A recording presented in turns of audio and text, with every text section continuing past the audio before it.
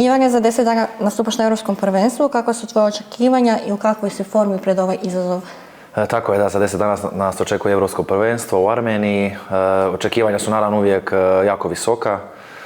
Forma nije baš tekla kako sam zamišljao, budući da sam imao ozljede stopala. Ali Europsko prvenstvo nema izlika, medalje vode direktno na svjetsko prvenstvo, tako da ću iskoristiti svoju reputaciju, dugogodišnje iskustvo i evo, nadam se najbolje.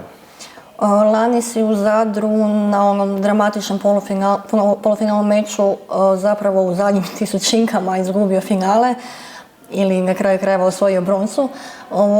Što si naučio iz tog polufinala? Pa evo, da stvarno nije gotovo dok nije gotovo i evo, to je točno bilo 0,02 je na semaforu bilo kad sam primio tu nogu u glavu i izgubio polufinale. Evo, nadam se da će mi se sad to možda vratiti. Uvijek se nekako sve to vrati, pa evo, nadamo se da će u Armeniji biti više sreće. S obzirom na baš upravo to iskustvo i brončanu medalju iz Zadra, što bi ovaj put napravio možda drugačije za ovo Europsko prvenstvo? Pa evo, bio bi pametniji. Tada sam mogao iskoristiti i pravila da izađem, da dobijem kaznu za pasivnost i da iscuri vrijeme, ali evo, to je trenutak i u sportu trenuci odluče između zlata i možda da ostaneš bez odličja.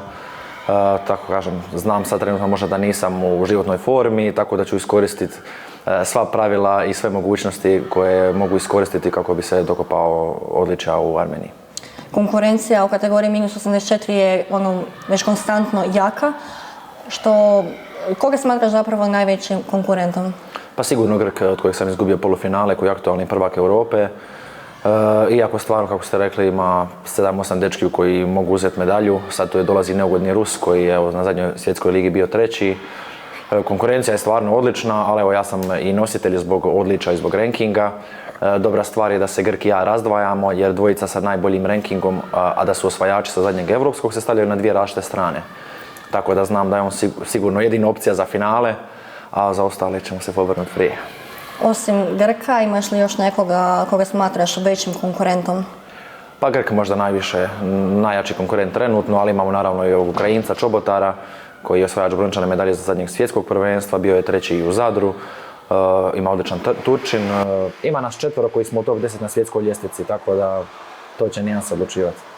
Vratimo se malo na Grka, s kojim si se već ove godine 2 puta susreo? 3 puta. 3 puta, znači na sva 3 turnira Premier lige. 3 Premier lige i sva 3 puta sam izgubio, ali kažem, u Parizu sam izgubio opet u zadnjoj sekundi. Tada sam bio u dobroj formi, a Kinu i sad Egipat sam radio praktički bez karate treninga, tako da nije realno.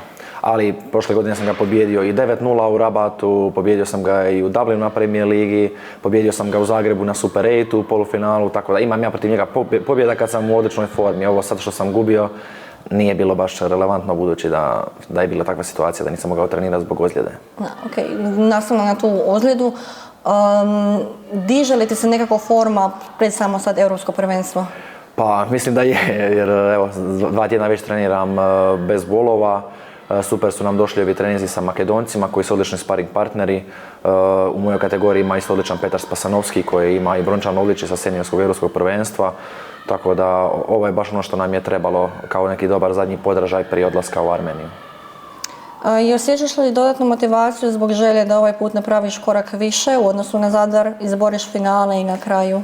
Pa je da, evo, ja imam 3 evropske pojedinačne medalje, srebro, 2 bronce i nikako se dokopati tog zlata, a imam svjetsko zlato. Tako da nekako evropska prvenstva stvarno su nepredvidiva i ne pobjeđuju uvijek najbolji.